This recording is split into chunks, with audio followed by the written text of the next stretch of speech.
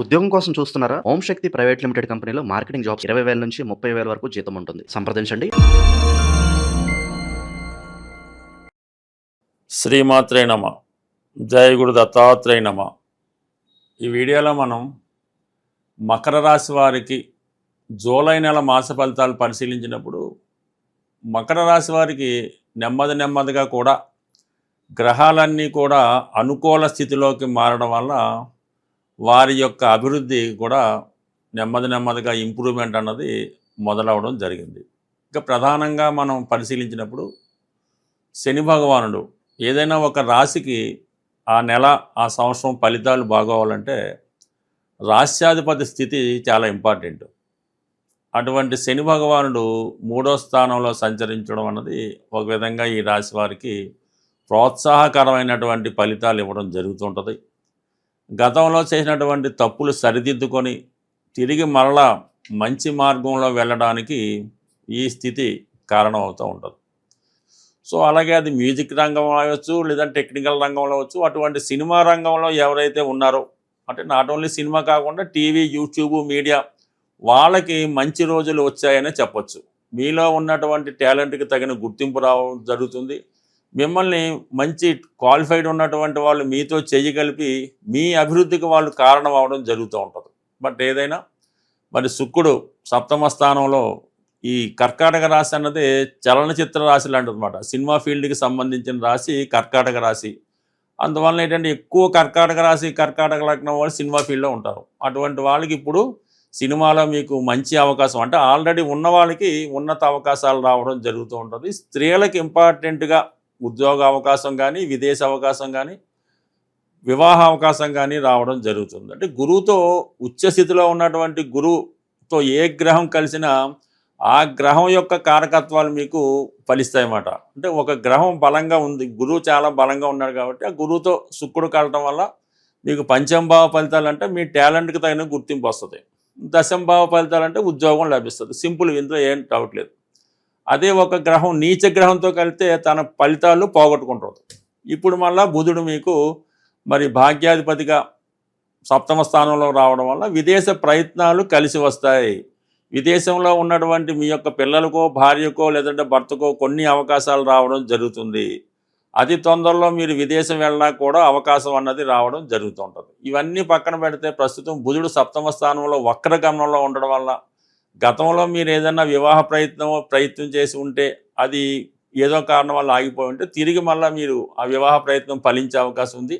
జీవితంలో మీకు దూరమైన వాళ్ళు తిరిగి మీ జీవితంలో ప్రవేశించడం జరుగుతూ ఉంటుంది. జూలై 7 తర్వాత ఈ బుధగ్రహం వక్రగమనంలో తిరిగి 6వ స్థానంలోకి ప్రవేశించడంతో చాలా వరకు మీ యొక్క ఆర్థికపరమైనటువంటి సమస్యలకి పరిష్కారం దొరుకుతుంది. ఇవన్నీ బాగున్నప్పుడు కూడా ఈ కుటుంబ స్థానంలో ఉన్నటువంటి రాహు మీరు ఎంత బాగా మీ కుటుంబాన్ని చూసినా వాళ్ళు వ్యతిరేకత వస్తుంది. ఏదో రంగా మిమ్మల్ని విమర్శిస్తూ ఉంటారు. అసలు కుటుంబంలో మీకు విలువ ఇవ్వలేకుండా ప్రవర్తించడం జరుగుతూ ఉంటుంది. మీ యొక్క కుటుంబంపై ఇతరుల యొక్క పెత్తనం సాగుతూ ఉంటుంది. ఏదైనా కుటుంబ వ్యవహారాలు మీకు చాలా ఇబ్బందిని, అసహనాన్ని కలిగిస్తూ ఉంటాయి. అయితే ప్రత్యేకంగా ఇప్పుడు ఈ శని భగవానుడు రేవతి నక్షత్రం మీద సంచరించడం జరుగుతుంది. అంటే అది తన సొంత నక్షత్రం. శని భగవానుడి యొక్క జన్మ నక్షత్రం రేవతి. పైపెచ్చు శని భగవానుడికి మిత్ర నక్షత్రం. ఆ కారణం వల్ల జాతకుడికి కొన్ని కొత్త అవకాశాలు, అది వ్యాపారపరంగా వ్యాపారస్తులకు వస్తుంది, ఉద్యోగపరంగా ఉద్యోగులకు వస్తుంది. ప్రధానంగా విద్యార్థులకి కొంతవరకు ఈ మంచి ఫలితాలు, అంటే గతంలో చేసిన పొరపాట్లు సరిదిద్దుకొని గతంలో ప్రయత్నం చేసి పోగొట్టుకున్నటువంటి అవకాశాలు తిరిగి రావడం జరుగుతుంది. అది ఉద్యోగమా, పెళ్ళా, వ్యాపారమా, కాలేజీలో సీటా అన్నది మీ స్థాయిని బట్టి ఆధారపడి ఉంటుంది. బట్ ఏదైనా పోగొట్టుకున్నది తిరిగి సంపాదించుకుంటారు. మీలో ఉన్నటువంటి బలహీనతల్ని పక్కన పెట్టి తిరిగి మళ్ళీ మీ కొత్త జీవితం ప్రారంభానికి ఈ గ్రహస్థితి కారణమవుతుంది. ఇక ప్రధానంగా ఆలోచించినప్పుడు ఈ నెల ప్రారంభంలో 3 శుభగ్రహాలు 7వ స్థానంలో ఉన్నాయి. ఈ 7వ స్థానం అన్నది భార్య స్థానాన్ని, లేదంటే భర్త యొక్క స్థానాన్ని చెప్తూ ఉంటుంది. అలాగే మనం ఎవరితో వ్యవహారం చేస్తూ ఉంటామో, విదేశ వ్యవహారాలు అవ్వచ్చు, స్వదేశ వ్యవహారాలు అవ్వచ్చు, మన కస్టమర్స్ అవ్వచ్చు, ముఖ్యంగా వ్యాపారం, ఎవరి జాతకంలో అయినా 7వ భావం బలంగా ఉంటే వారికి వ్యాపారం బాగుంటుంది. 6వ స్థానం బాగుంటే వారికి ఉద్యోగం బాగుంటుంది. అంటే సర్వీసు, సేవకా వృత్తి, ఉద్యోగం అది బాగుంటుంది అన్నమాట. సప్తమ భావం బలంగా ఉన్నవాడికి పెళ్లి తర్వాత కలిసి వస్తుంది. 6వ భావం షష్ఠభావం బలంగా ఉన్నవాడికి ఉద్యోగంలో చేరిన తర్వాత వాడికి కలిసి రావడం జరుగుతూ ఉంటుంది.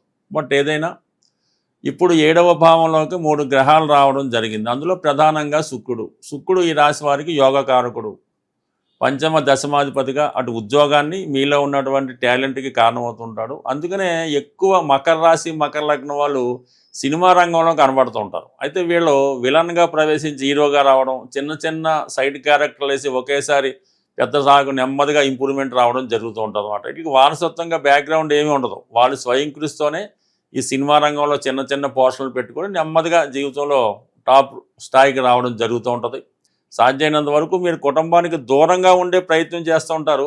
అది అవకాశంగా తీసుకొని మీ కుటుంబ సభ్యులు రకరకాల ప్రవర్తనలతో ఇబ్బంది పడడం, మీ యొక్క కుటుంబ గౌరవాన్ని నాశనం చేసే అవకాశం ఉంటుంది. కాబట్టి ఈ విషయంలో మీరు కొంత శ్రద్ధ పెట్టడం మంచిది. మరీ అతి మంచితనం చేయడం వల్ల ఎవరికన్నా సరే అది అంత మంచిది కాబట్టి కుటుంబ విషయాల్లో శ్రద్ధ పెడితే మిగతా విషయాలు ఆటోమేటిక్గా వాటికి అవే సర్దుకుంటాయి. తీవ్రమైనటువంటి ఆర్థిక ఇబ్బందులతో బాధపడుతున్న వాళ్ళు బుధవారం రోజు ఒక కిలో అటుకులు, అంటే గట్టి అటుకులు, ఒక అరకిలో బెల్లం, అంటే బెల్లం పౌడర్గా కొట్టి ఈ అటుకులు బెల్లం కలిపి బుధవారం రోజు ఎనీ విష్ణుమూర్తి టెంపుల్, వెంకటేశ్వర స్వామి, సత్యనారాయణ స్వామి, లక్ష్మీ నరసింహస్వామి టెంపుల్లో కానీ, ఈవెన్ వినాయకుడి టెంపుల్లో అయినా సరే ఈ బుధవారం రోజు అక్కడ భక్తులకి, అంటే స్వామికి నైవేద్యంగా పెట్టి భక్తులకి పంచిపెట్టవలసి ఉంటుంది ఈ అటుకులు. అలాగా కేవలం మీరు 3 వారాలు చేయడం వల్ల ఆర్థిక పరంగా మీకు ఎంతటి ఇబ్బందులు ఉన్నా సరే 100% మీకు ఆ సమస్యకి పరిష్కారం అన్నది దొరుకుతూ ఉంటుంది.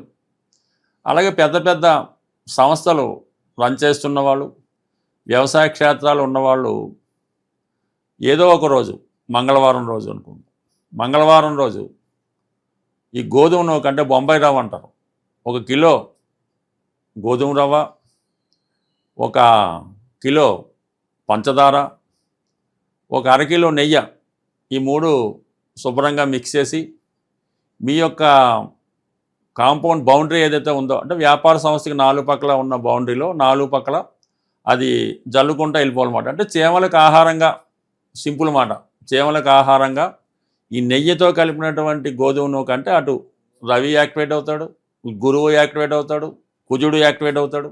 దానివల్ల మీకు ఆర్థికపరంగా సమస్యలు ఉన్నా, ఆ సంస్థలో మీ యొక్క ఎంప్లాయీస్, ఉద్యోగస్తులు ఇబ్బంది పెడుతున్నా ఆ సమస్యకి పరిష్కారం దొరుకుతుంది. ఇది ఒక విధమైనటువంటి సమస్య పరిష్కారం. ఇందాక చెప్పిన అటుకుల సంబంధి ఇది చాలా ట్రెడిషనల్ మాట. కుచేలు లాంటి వారు మరి కృష్ణ భగవానికి అటుకులు ఇవ్వడం వల్ల అతను ఎంత ఐశ్వర్యంతుడవాడో అవి ప్రాక్టికల్గా కూడా జరుగుతున్నాయి. ఇవి నమ్మకంతో చేస్తే. ఇక ఫైనల్గా ఇంకో చిన్న పరిహారం ఏంటంటే, ఎవరైతే వివాహం అవ్వకుండా ఇబ్బంది పడుతున్నారో వారు బుధవారం రోజు వెంకటేశ్వర స్వామి టెంపుల్కి వెళ్ళి తులసిమాలు ఇచ్చి గోవిందనామాలు చదవడం వల్ల వారి వివాహ సమస్య పరిష్కారం అవుతుంది. విద్యార్థులైతే బుధవారం రోజు విఘ్నేశ్వర టెంపుల్లో గరికతో అర్చన చేసుకొని, కొద్దిగా గరిక తీసుకొని మీ బుక్స్లో పెట్టుకోవడం వల్ల కంప్లీట్గా మీకు విద్యాపరంగా ఎదుర్కొన్నటువంటి సమస్యలు పరిష్కారం అవడం జరుగుతుంటుంది. బట్ ఏదైనా ఇవన్నీ సింపుల్ సమస్యలు, పెద్ద ఏమీ యజ్ఞయాగాదులు ఏం చేయక్కర్లేదు. మీ శక్తి కొలది సింపుల్ రెమెడీ. అంటే ఈ భూతబలని ఈ జంతువులకి, ఈ మూగజీవులకి మీరు ఆహారం పెట్టడం వల్ల చాలా సమస్యలకి పరిష్కారం రావడం జరుగుతుంటుంది. వారి అవసరాలను బట్టి, వారి అందుబాటును బట్టి మీకు ఈ ప్రయత్నాలు చేసుకోవడం మంచిది. ఇంకా మీకు దగ్గరలో చెరువులు, నదులు లాంటివి ఏమన్నా ఉంటే మరి ఈ పేలాలు ఉంటాయి. ఈ పేలాలు లాంటి 1 కిలో లాంటి పేలాలు 1 కిలో తీసుకొని ఆ నదిలోనో చెరువులోనో వేయడం వల్ల కూడా వివాహపరంగా మీకు ఉన్నటువంటి సమస్యలు చాలా వరకు పరిష్కారం అవడం జరుగుతుంది. ఏదైనా చిన్న రెమెడీతోనే పెద్ద సమస్యలకు పరిష్కారం దొరుకుతుంది. అయితే సింపుల్గా ఇది ఏమవుతుందని అనుకుంటారు, కానీ నమ్మకం ఇంపార్టెంటు. ఖచ్చితంగా చేసి చూడండి, ఫలితం దానికదే వస్తుంది. ఒకసారి అవ్వకపోతే రెండోసారి ప్రయత్నం చేయాలి. ఎందుకంటే మన కర్మ ఉన్నంతకాలం అది పని పూర్తవదు. ఎప్పుడైతే మన కర్మ తీరిందో ఆటోమేటిక్గా దాని ఫలితం రావడం జరుగుతుంది. అందువల్ల ప్రయత్నం మీది, ఫలితం భగవంతుడు చూసుకుంటాడు. స్వస్తి.